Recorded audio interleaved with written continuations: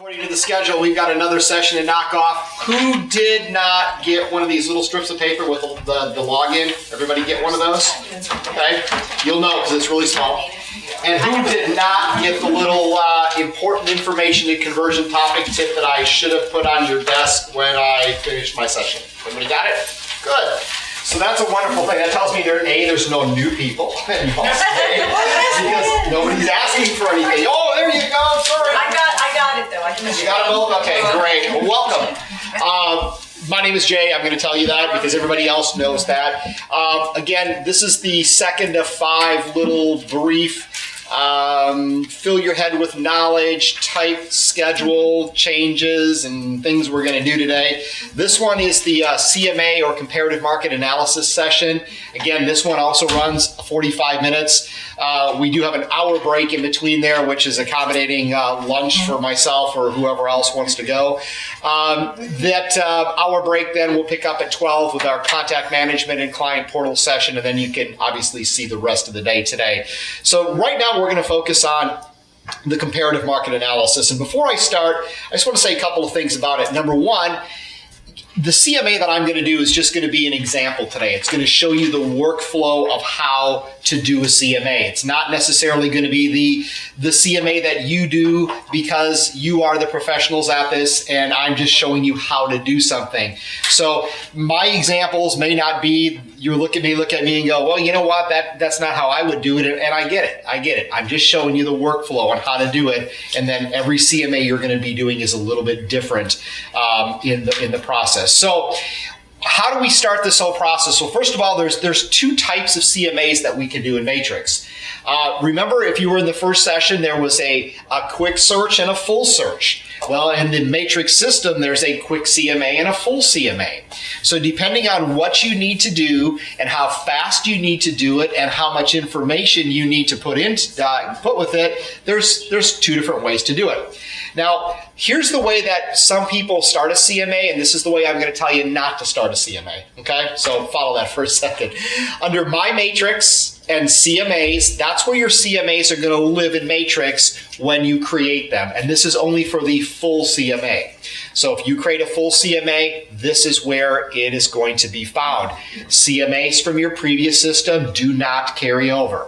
Okay, so this is where they're going to live. Now, I've got 2 of them already created. They will remain in this holding area for 180 days from the last time that you modified them. Okay, that's a key word there. Because modifying can mean something a little bit different. Now, obviously, mine are holding a little bit longer than that.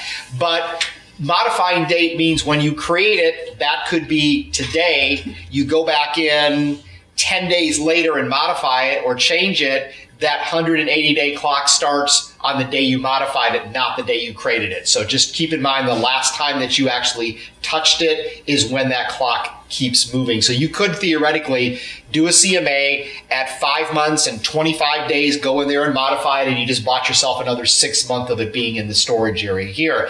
Now, 6 months is a long time for a CMA. The market's changed, things are different, so probably not real relevant. But again, I just want to make you aware of that. Now, you notice that there's a button right down on the bottom that clearly says start a new CMA. That's not the way I want you to do it, okay? That's one way, but that's not the way because here's why.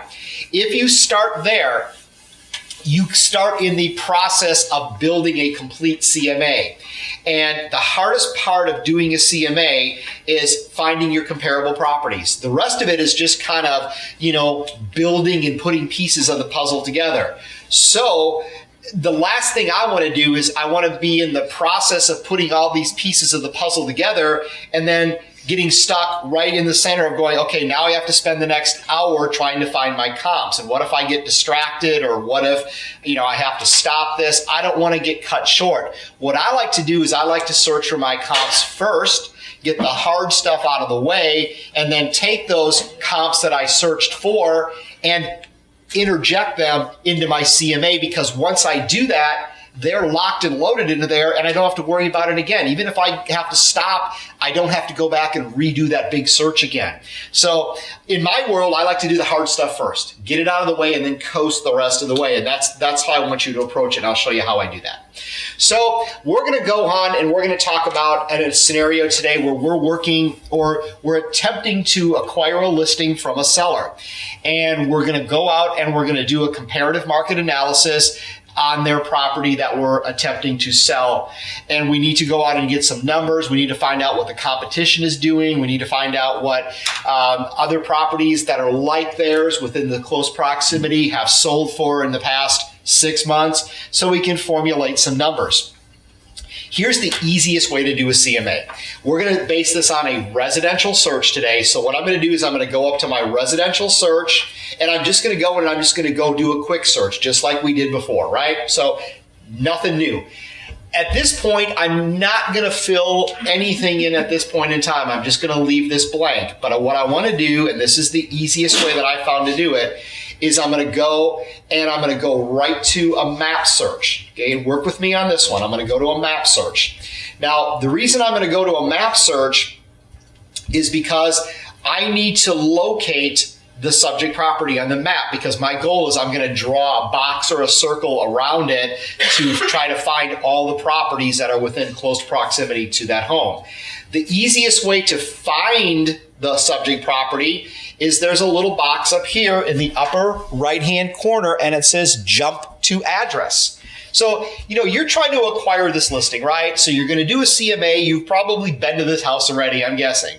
So what you can do here is just type in the address of the property that you are going to create the CMA for, and hit enter. And it's going to say, well, here's your choices. And if that address is available in multiple areas across the United States, it'll say, do you want it to be in Virginia, or do you want it to be in, Montana or whatever? Just pick where it is. As soon as you pick that address, it's going to zoom right into that house for you.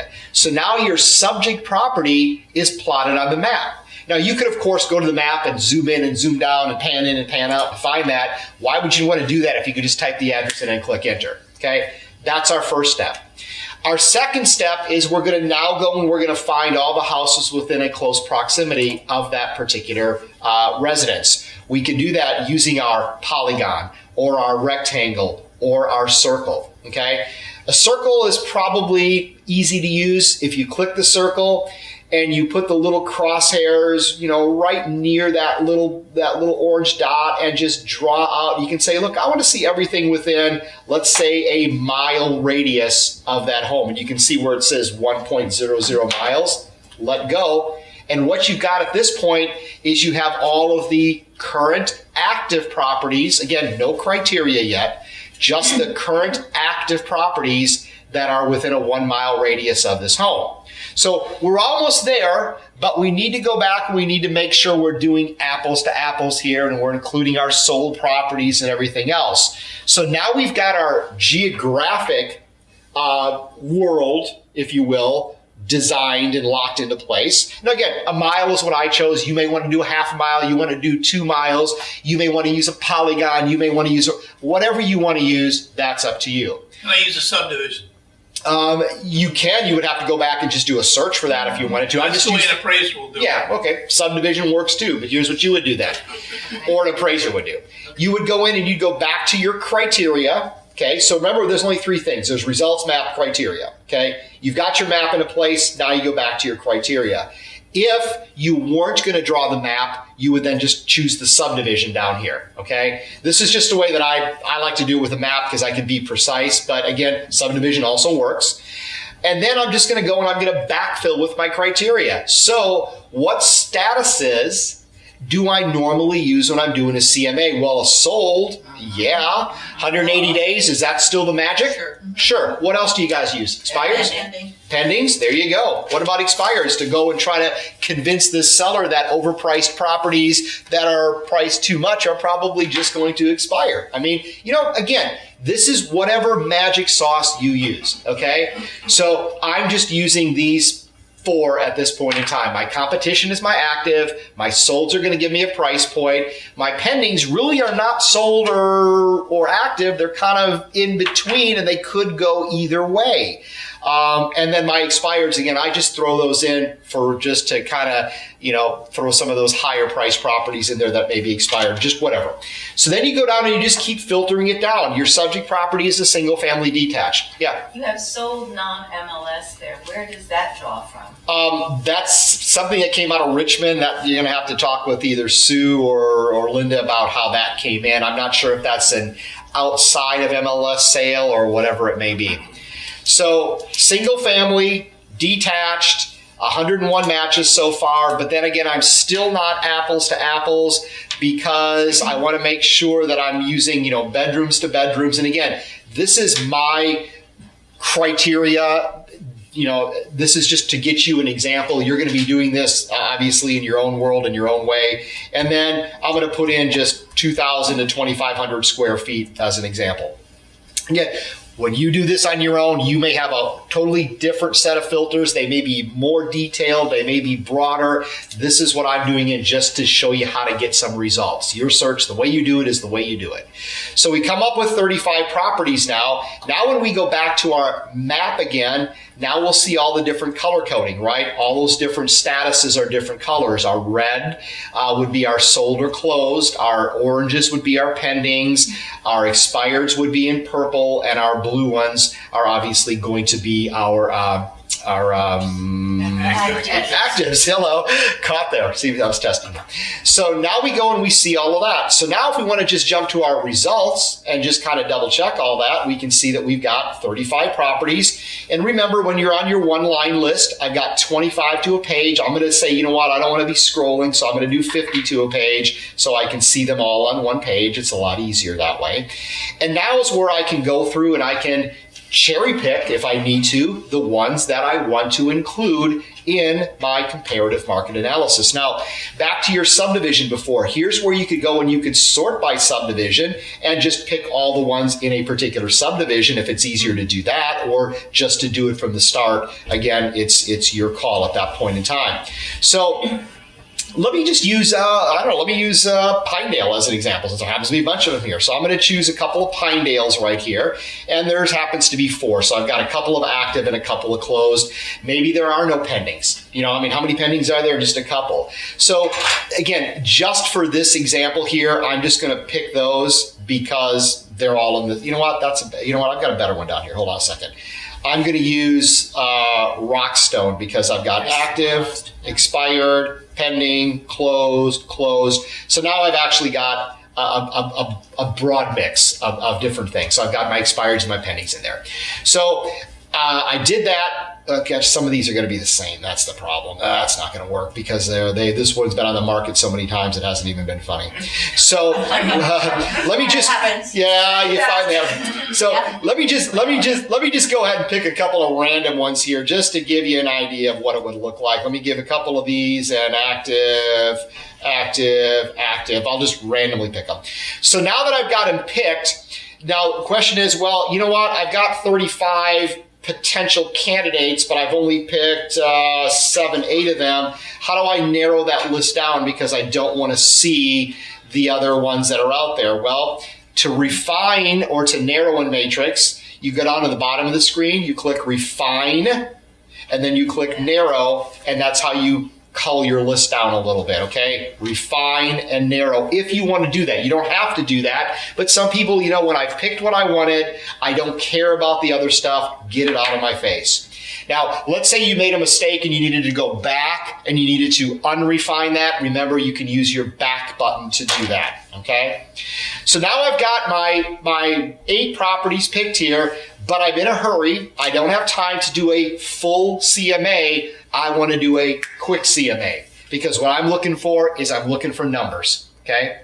So if you look at the bottom of the screen under actions, you see quick CMA, right?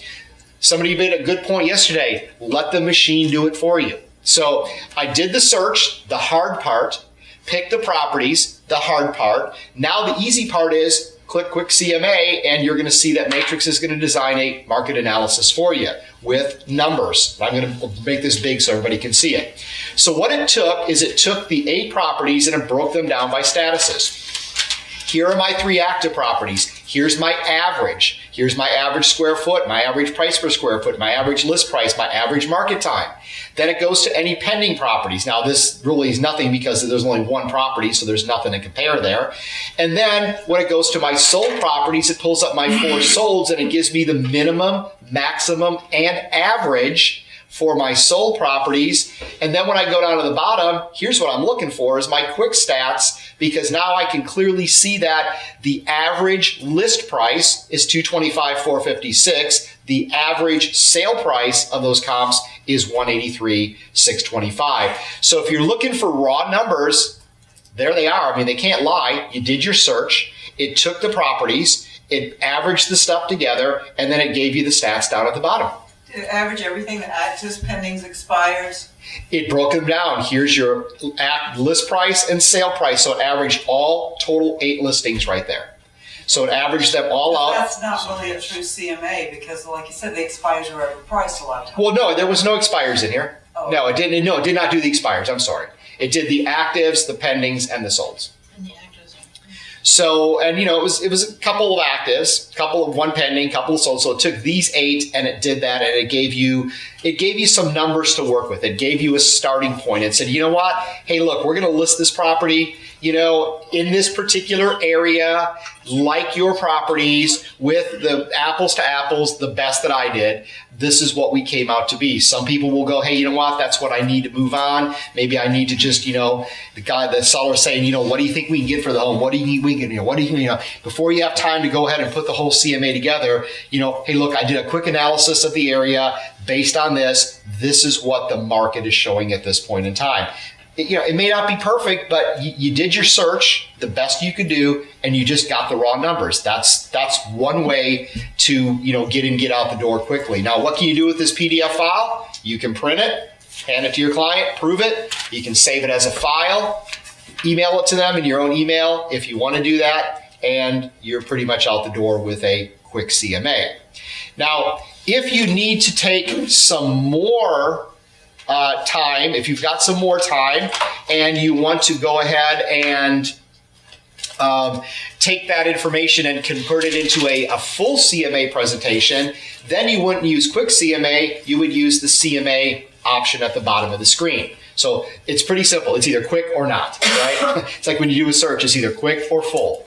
So now I'm going to take these 8 properties, once again, did the hard stuff up front, and I'm going to choose the CMA option, which is now going to take those properties and it just injected them right into my CMA. So now they're safe because it was auto-saved already at 10:34 and 30 seconds this morning. So even if I were to accidentally close out of this, or the power were to go out or whatever, I would still be able to access this uncompleted CMA under my matrix, my CMAs, and I could pick up where I left off, and all those comps that I searched for would already be in there already. So you don't want to lose your work, right? That's the thing. As long as you get to this point, you don't lose your work because it auto saves you. So now you can stop anytime you want or just keep moving on.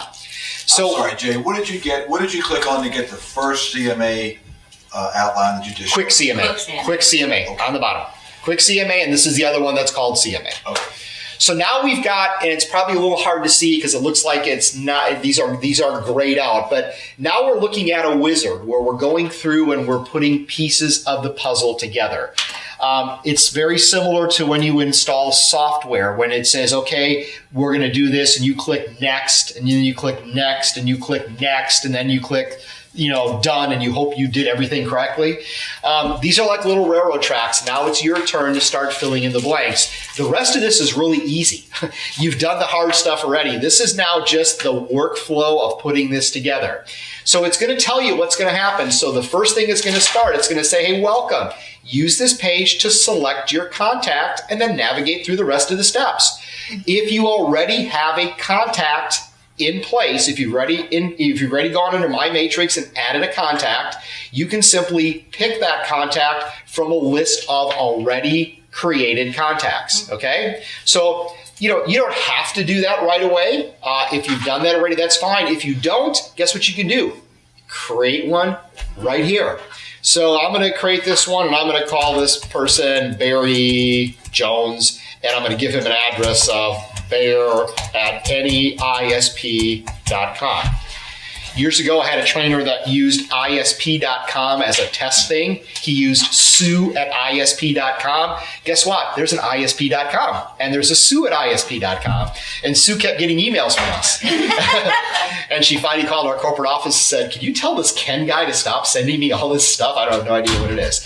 So I put in their information, and as soon as I click save, and by the way, when you're adding contacts in Matrix, the only required fields are first name, last name, and email address. If you want to add more in there, you can add more in there if you want to.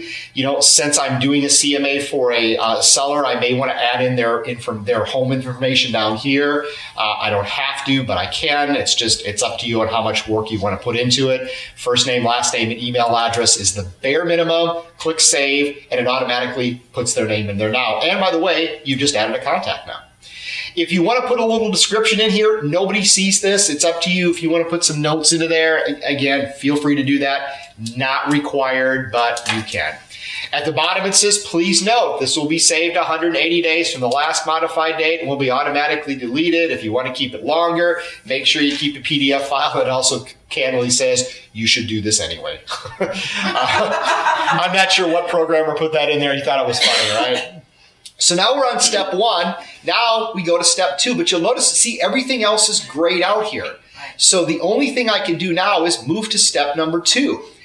And now here's where I'm going to select the pages that I'm going to make my CMA presentation comprised of. If you think about the left side of the screen as a library and the right side of the screen as a blank 3-ring binder, I need to move stuff from the left to the right. We have created pages for you already. The only drawback, and I'll be real honest with you here, is there is no way to preview what these pages look like ahead of time. There is one thing you can do is just add every page to a test CMA and then go back and look at it and say, you know what, I don't like that one. I'm never going to use that one. I don't like it. I don't like it. I find that to be a drawback, and I brought that up many, many times. If you're doing this the first time and you go, you know what, I have no idea what these pages are going to say to me. I mean, I see a title, but I don't know what they're saying. So, maybe an action item I can do with my team, which I probably need to do, is have somebody go through and create one of these CMAs with all of these pages, and then somewhere on a help screen have like a what you see is what you get. One of our clients has done that already. I think I'm going to assign that to somebody today. Go just do this and let's give it to everybody. But long story short, I'm going to show you what you can do, and then you can figure it out from there. So the cover page, and I'm skipping over this top one for a second, and I'll tell you why in a minute. The cover page is the one that goes on top, right? Cover page. You can either have a cover page with your photo or without your photo. It's up to you. If your photo is already uploaded in Matrix, under My Matrix and Settings, under the CMA cover form, you can go back and you can see that. So basically, here's what happens. You go to CMA cover sheet, and that's where you would upload your photo. If it's there, it will then appear. If it's not there, it's not going to appear there. So mine's already there, so I'm just going to double click this, and I'm going to move it over. Okay? So now that's my first page in my presentation, right? Would I include both of those? No. Either you got a picture or you don't, right? Now, what I like to do is I don't like to leave these open. So when I get done with this section, I just close it, because otherwise it just gets to be really long. And then I just move on to the next one. Now, notice that when I added my cover page, now this section lit up, this section lit up, this section lit up, and this section lit up, okay? Because as I start adding these pages, it's gonna go, oh, okay, now I have something to work with. Now, on your subject and adjustments, if you're going to make any price adjustments, if you're gonna need to make any kind of adjustments, and I'm not here to tell you how to make adjustments or why to make adjustments or where the pixie dust and magic website and stuff is to make adjustments. I'm just telling you, if you find the need to make adjustments, you do have to include this page right here, because you'll notice that the adjustment train track is not lit up until I do that. So now if I want to make adjustments, that's what I have to do. And I'll show you how to do it. I'm just letting you know that's where it is. If the subject has never before been an MLS, what data is going to show up? Nothing. Okay. So then you're gonna have just to put the address in to start the whole CMA. That's it. Correct. On the map, remember when I went to the map the other day? That map doesn't care about MLS. That map that I went to that I typed in 914 Surberry, I could type in my address in Tennessee and it would bring it up on the map. It has no relevance to MLS. So the big mapping that I showed you does not have to be a property in MLS. Okay, which is good. Saves you time, right? So now I'm going to then close that up and I'm going to go to comparables. And now what I've got here is I've got a couple of other things. These are like charts, okay? They're actually not like charts, they are charts. So what Matrix will do is it will create some bar charts for you based on the comparables you picked. It'll do it automagically for you. And I'm going to throw this one in here. And I'm also going to throw in the pricing recommendation because you'll notice that the pricing one is grayed out because I have not included that report. Okay. So again, these are the ones that I'm going to use today. Some of these you may use in other ways, but I like to have the chart created for me. People like to see visuals. They obviously, if you're going to price this property, you're going to have some kind of a page you want to recommend it. So I'm going to do that. And then I'm going to go find some of what I like to call these fluff pages. These are pages that are already created for you. These, you can use them or not. It's up to you. So you may want to, like I said, what you might want to do initially is go ahead and create a dummy CMA and include every single page in there and then print it out and go, ooh, that's horrible, or oh, I'll never use that, or that doesn't make any sense to me, or I don't know why you guys put that in there. But some of these are fluff pages. So I'm going to grab a couple of these. I'm going to grab benefits of using a realtor. Boom, that's a good one. I'm going to put in something like, let's say, the importance of pricing. I'm going to put in something about, let's say, I don't know, the pitfalls of overpricing. Again, I'm just going to add a couple of these in there just to show you what they look like. Again, some of these may convey relevant information to your seller, especially if they're trying to persuade you that their house is worth much more than your analysis has bared. If your analysis says, you know what, $250 is really all we're going to get out of this house, and they're saying, no, it's worth $350, and you're rolling your eyes, going like, I know where this is going to go, right? This is going to be sitting on the market for how many months, and and they're going to reduce it $3,000 or $2,000 or $1,000 to show it up on a hot sheet, whatever. So again, I'm going to add a couple of those in. Notice my map. Notice map is still grayed out yet until I add the map, and now all my train tracks are lit up. Okay, so if you don't pick it, it's not going to present it in there. So now I've got 1, 2, 3, 4, 5, 6, 7, 8 pages at this point in time that I have available to me. Now, if I want to incorporate my own pages into this, I can do that. Let's say you've got a resume. Let's say you've got some statistics, maybe a neighborhood profile, something like that you want to add in and enhance your CMA. You have to have that document saved as a PDF file somewhere where you can get to it, whether it's on a flash drive or on your desktop or whatever. You do that by going down to your Manage Your Pages, and you have to browse for that file. Where did you put that file? Okay, it's just like adding pictures or browsing for something. Once you find it, you then can select it and upload it, which I've done already, and you can preview what it's going to look like before you actually put it in there. And here's the one that I have uploaded on my own. This was a PDF document that I created using a chart, some text, and that. Notice this header and footer on the top and on the bottom.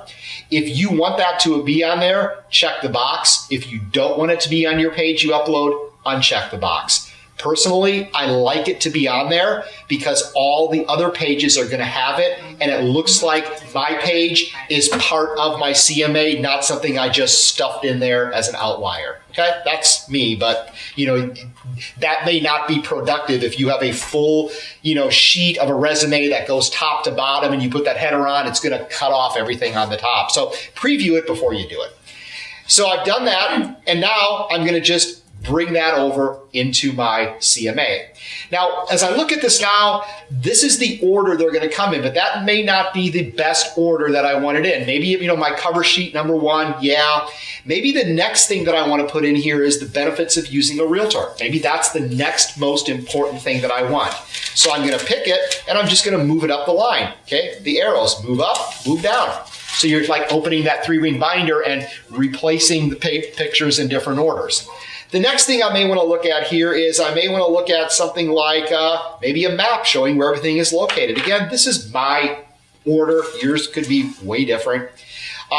Maybe I'm going to say, the importance of pricing maybe next. And then the pitfalls of overpricing. Maybe that's the next one I'm going to put in there. And then I'm going to show my list price and sale price chart. And then I'm going to show my adjustments I made. And then I'm going to put my recommendation. And again, this is the order that I think is best for me. Cover sheet, benefits of using me, a map showing where your comps are located, making sure we price this accordingly. Here's what happens if we don't. Here's what the market shows, list price and sale price charts just to back that up. Here's my adjustments that I needed to make. Here's my recommended price. And by the way, here's that custom page that I threw in there. Again, you will be able to formulate this on your own.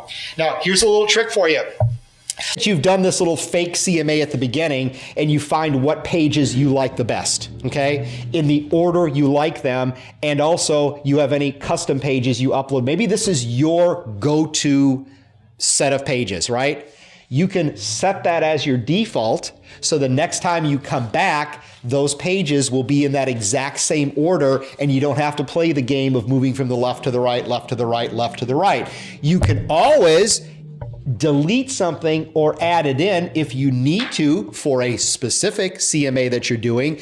But if this is your go-to group, set it as your default and don't worry about it anymore. Just that way I'm not moving this left, right, left, right, left, right stuff over anymore. Are they just going to come out numbered?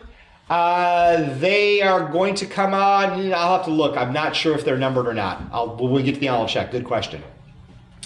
So the next one is my subject property. Now, here is where you've got a couple of choices. Can I ask a question? You can. About adjustments? Yes, Adjustments, we have to put in the values? you do. Sure. Okay.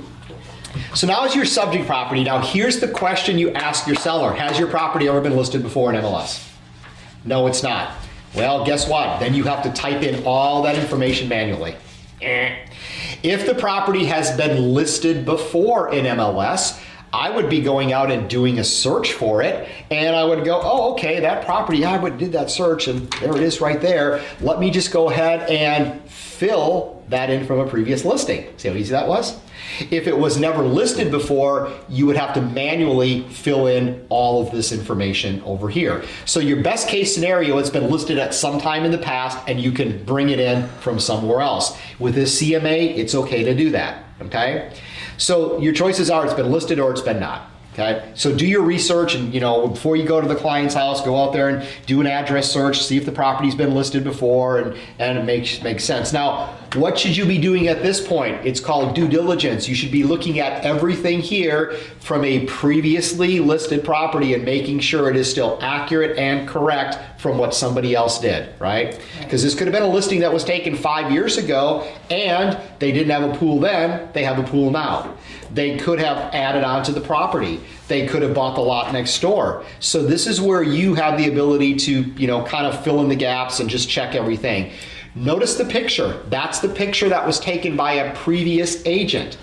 Maybe they've done some cleanup. Maybe they've painted. Maybe they've done some yard work. Maybe that picture really doesn't show this property in the best light. You can clear it and you can add in your own photo if you want to. Remember, you're working with the seller here. Your job is to sell their house. So if this is a crappy photo, you're going to add a better one, right? So that's what you can do. The remarks, you know what? You can delete these if you want to. Who cares? Somebody else put that in there. And then you'll notice that you are limited to a certain set of features here, and sometimes that really doesn't tell the full story. So look down here, you can add in your own custom fields. If this house has some unique attributes to it that we don't cover up here, click on this little arrow and say, oh, okay, what would that be? Well, let me see. This house has, I don't know. Let's say it's got a garage. There we go. Do we have that on there? Maybe not. Garage, yes, no. There we go. Thank you for that one. So now we added garage. So when you add one of those custom fields, Mm-hmm. when you're doing your comparables, will the comparables also show if they have Yes, that? they will. But if it's not listed there, they won't show it. Correct. So what I did, and that's a great point, when I clicked on the little button that says link to a matrix field, it's going to link to that field under any of your comparables and bring in that information if the listing agent put it on there in the first place. So there's, you can go down here and you can search for it if you want to. Like, let's say, we put in, let's say, waterfront. Maybe that would be an example. And, maybe I'll put no or yes or whatever. So you can put in a couple of custom fields that are one-offs that may not be covered into here. And remember, if you use those fields over and over again, you can also save those as your default so you don't have to keep doing this over and over and over and over again. So Jay, the only thing it's going to show in the comps is what you actually put in. Right, correct. If you make those adjustments, those other comps are just going to give you the basic information. Correct. From that. Correct. Okay, so that's critical. Yep. Can you go into your settings and do it from your settings as it's always popping up that way? I mean, No, you would just come in here and you would set it as a default right here, and then it's done for that point going on. So now I've got my subject property in. Now I'm going to look at my cover sheet to make sure my cover sheet is going to look the way that I want it. This is kind of a design look. This is what it's going to look like. You've got your subject property photo, right? So you've got your subject here. And remember, again, I didn't take the time when I put this person in to add their address. So now would probably be a good time to do that at this point in time, because you want to make sure the cover page has all the pertinent information on it. We'll just make up an ad. Oops, that's not where that goes. We'll just go ahead and make up something like this and then put in a fake little phone number here, 5333 ... something like that. So now you've got that in there, and then your personal information is here. If you want to edit your information, you can do that. Maybe you want to add some stuff or change your photo or put a picture of your dog there or something, whatever. You can do all that, but this is just kind of what your front page is going to look like. Shouldn't really have to do much of anything here. Here's where you just saved yourself a whole bunch of time. Watch this. It's already done. Remember when you did that search up front? Now I don't have to do it here. If I would have started under the My Matrix and My CMA and went down there and said start a CMA, when I got to this part here, there would be absolutely nothing here. And I would have to go out and do a listing search and look for those comps. So right now I'm going, everything's good. I'm happy. I've done my search already. Here's everything that I needed to find. It's all good. Move on to the next step. But let's say that you get this point and you go, I wonder if I actually got all those comps. Notice down here it says add from listings. Matrix will remember the search that you did originally. Well, it should have, and it didn't. It should remember the search you did and be able for you to go back and refresh or get that search, those results again. Also, somebody asked about a listing cart earlier. If you were put properties in a listing cart, you could actually go to the cart and pull properties right from the cart if you've done that. So maybe as you're going through and doing the searches throughout the day and you find a couple of, you think, gee, I'm going to be doing a CMA for Barry. Maybe I'm going to throw a couple of properties into the cart that could be candidates, and now you're actually kind of going out and fishing in that cart to see if there's anything there. You don't have to do that. And then, of course, you can also remove any properties that might be skewing the CMA at this point in time. This is your discount double check right over here. You're looking at it right here. Next, nothing to do here. There's your map. Making sure you're in the right church and the right pew here, right? Remember we did our little circle. Our subject property is in the middle. All of our comps are within close proximity, whether it's the same subdivision or the circle that we've drawn, okay? So we're good right there. Just double check and make sure we don't have a comp over on the other side of town, which is not going to be relevant. And here, again, here's the pricing page. Here's the adjustments. So what we do is we take your subject property right here, and we take all your comps and we do your average, low, median, and high before adjustments, if any, and after adjustments, if any. So these are going to be the same. Then we come down here and we do our comparisons. So we come down here and we compare. We got three bedrooms on this one. These have 4. That may require an adjustment because I didn't do a good comp search initially. Pools, acres, finished square foot. So all of these boxes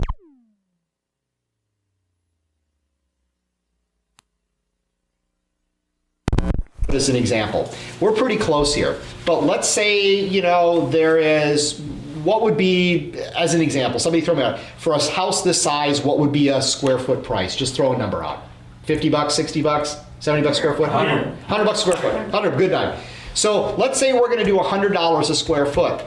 Notice how it goes and it subtracts and adds based on what the competition has. If the competition has more, it subtracts. If it has less, it will add. So it does that math for you. So we have acres. Again, I don't know what an acre is worth. Again, let's say $1,000 an acre. It didn't provide any, nobody put the acres in for that one. Ooh, that's a bad one. But you could come in here and you could say, hey, look, I want to subtract $1,000, or I want to add $2,000. So that's going to make all those adjustments as we move across the board.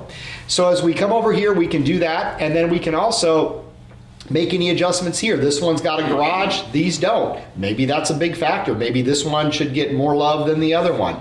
If you want to really get into the weeds of it, go to the detail mode, and now you can see how everything is side by side, and you can come down here and you can adjust out accordingly, line item by line item, and including the ones that you added in like garage and waterfront. You can make any adjustments. A negative will subtract, a whole number will add. So I subtracted here, so the value went down. Again, this is however you want to do it. Go to the next one, wash, rinse, repeat, go to the next one. Again, I'm just telling you where you can do it. I'm not telling you how to do it, when to do it, or why to do it. That you guys are the professionals. I'm a trainer. So the next point is pricing. Go ahead. Can we save the adjustment values so that if we ever do it again? No, they always wipe out every time. Yeah. So when I go to my pricing, what's going to happen is it's going to now recalculate that. It's going to go, okay, your comps before adjustments, low, median, average, high, and then after the adjustments, there's the low, median, average, and high numbers right there because you made adjustments, so it goes and it changes all of that. And then we come down here and we just give you a suggested price to start with. This is nothing that's written in stone. We're just saying, look, based on the numbers, this is what they crunched down. If you want to use that as a starting point, fine. If you don't worry about it. Can I change that? Nobody sees this except for you. This is only for your visual. Okay. You can come here then and see where it says suggested list price. This is text for you. Type it, hey, based on my professional analysis of your property and the condition of your property and the location, I feel that we should price your house at $201,998.73 or whatever. You get 250 characters to do that. Then if you want to add any notes down there, hey, thanks for letting me, present this comparative market analysis to you. I will enjoy working with you in the future and selling your home and then hopefully finding you another one and then getting referrals for the rest of your life to me. Whatever the case may be. So that's your free form typing right there. And there is spell checking on those and there is character counts there. So again, this is a guideline. Feel free to change it. It's just kind of telling you what these numbers would do if you had a calculator and did the math. The last thing is to finish it up. Now we give you a little synopsis. So what you see is we've got a subject property. We've got a list of pages there in the order. We've got your comps, 1 pending, 4 sold, 3 actives for a total of 8. And now you're ready to take this and share it with your client. There's 2 ways you can do it. You can send it via email and it goes directly to that person and you can see there's their name right there. It's already auto-populated with their email address. You put in a subject and an email body and click send and they get an email. It is a PDF file. If you just want to create a PDF file to view it, you can do that and it will take all that and put it into a PDF document, which then you can save on your desktop in a file, or of course you can also send it as an attachment if you want to. So here's what mine looks like, and again, this is mine. So you see your header across the top, you see your disclaimer right there, you see the subject property photo, the address, who prepared it, who it's prepared for, the date, and then you see my little logo on the bottom and my picture. So that's the cover page with agent photo. Yes? If your company also has a disclosure or a disclaimer, does that automatically go on? What you would have to, no, it will not. It will not go on this page. You could actually take a PDF file and create a document and insert it in there, maybe page 2 saying disclosure from, ABC, appraisals, or realtor, or whatever. So here's one of the fluff pages, the benefits of using a realtor. Use it or not. You don't have a choice to do anything with it except include it or not. I do know agents that have taken something like this and copied it into a Word document and made some alterations to it and embellished it and then resaved it as their own, the benefits of using a professional realtor _J, and then use that one instead of this one. But again, this is stuff that we put together that is a good filler, if you will. Here's my map. We've seen that already, right? Done.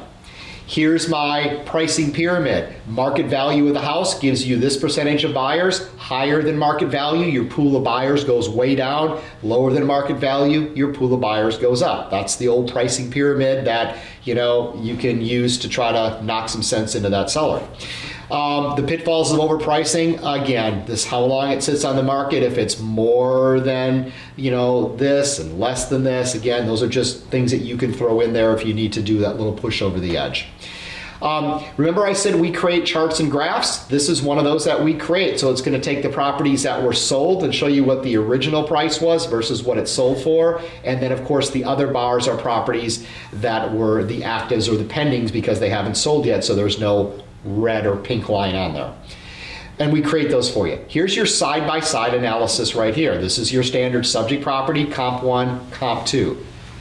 Down here would be any adjustments. Over in this column over here, you can see where there might be. Here's that adjustment of -21.6. Here's my custom values down over here. So this is your standard side-by-side, and at the bottom you see the price, adjustments, and adjusted price down at the bottom. And again, that's if you make adjustments, that's where they appear. Here's your comp, your subject, comp again. Here's your comp, property. So you go through, there's always 3 to a page. A subject property will always be the first one in line as the baseline. Then your pricing recommendation, that's all my gobbledygook right there, right? So I didn't put anything there, but that's where you would put in that nice little, this is what your property should be priced at, thank you for using me, and blah, blah, blah. And then the ones that you upload yourselves, look at how they nicely blend right in there, okay? And they are not numbered, whoever asked me that question. So you can go down here and you can see that blends in very nicely. Today's date, everything is right there. And now you can take this and print it out, bind it, hand it to your client, or you can save it as a file, name it whatever you want to name it, and then email it to your client or customer with your own email program if you want to do that. That CMA that I just created is now funded under my matrix and my CMAs. It is now called Barry. If I want to open that CMA again, I just click on the name. I can edit it if I need to make any changes to it, so I can jump back in any section that I want to at any given time and make any adjustments or changes to it if I need to. If I open that CMA up, I can also view it, and then I can change it back into a PDF file if I need to. I can email it, or I can also delete it directly from here. If you have a CMA that's very similar, you can copy it and then change some things if you need to in that respect. But that's where it lives for 180 days. If you have a lot of CMAs you're creating, you can search for one by name if you need to, which makes life pretty easy, but most of you probably will not have 3,000-4,000 CMAs, I'm guessing. So we do have a really nice file here under Help. If you go to Help and go under Video Tutorials, there is a CMA video tutorial that you can watch. It's just I'm not sure how I'm going to see how long it is. I'm not even sure. It's not that long. I'm guessing it's 11 minutes long. Okay, and it's going to walk you through how to create a CMA from start to finish, and you'll see that there's the same workflow that I was doing, just what I was doing there. Same thing, picking the properties, uploading your own pages, moving them over. Everything I did is basically in a video right here, which is 11 minutes long. And as you go through this, you can go back and review this, do whatever you'd like to do, and get caught up on it. There's also a search video tutorial here from people that were here this morning. There's also a search video you can go back and rewatch if you want to fill in some additional blanks if you want to, and go from there. The good folks at Richmond have also, under their links column, put in a tutorial here that you can look at, and they also have done some copy. So if here's creating a CMA, they actually took everything and put it into a step-by-step process right here, how to create a winning CMA. That's pretty cool. Should be using that. Purpose, let's get started. You can see that they've gone in and done a whole bunch of really cool stuff here. You can look through that. That probably will give you some better hints than I've done there, and things like that, but it's basically step by step. You can supplement that also. That's found under the links tab, or you can go right to rarealtors.com and navigate through there under CVR MLS and find it from there. So that's my CMA spiel for you. Hopefully you learned something. Yes? Many of us use Toolkit as a presentation, and in our Flex, we can bring over all the information. Can you do that from this also? Yeah, if I were to do, I know we can, but let me see if we've done it. So I do my search here, get my comps, right? I go to export, and there's not a format for Toolkit. Toolkit probably has certain fields that get brought over. You actually can go here under My Matrix and Settings, and you can create your own custom exports, and then it'll appear as an export list, so you can export it right into Toolkits. I've seen other clients of ours that have actually set that up for their agents, so the columns are already put into place. I don't see that here, so it's going to require some work on your part. But you could add an export, and whatever fields are mapped over, you would just pick them, call it Toolkit CMA, and then when you picked your comps, you would export right into that file, and you'd be done. So I think you're understanding that. I'm pretty, the way you're nodding. It's not there for you, but it can be done with a little work on your part. So it's not out of the question. It's just not right in front of you. So, great. Anything else? Cool. Everybody's coming back. We'll see you at noon. Remember, noon is the contact management and client portal. So we'll talk about contacts, we'll talk about the client portal, and that'll be done. 12:45.